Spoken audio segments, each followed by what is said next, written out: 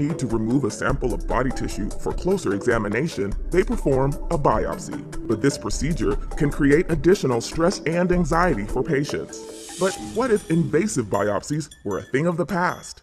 Supported in part by NSF, a team of researchers at Columbia University have developed a high-speed 3D microscope that provides real-time, detailed images of living tissue, called Metascape. The microscope might someday make biopsies obsolete. This new Metascape technology can provide doctors with an instant look at the cells in living tissue, enabling them to make informed decisions about how to remove any tumor present.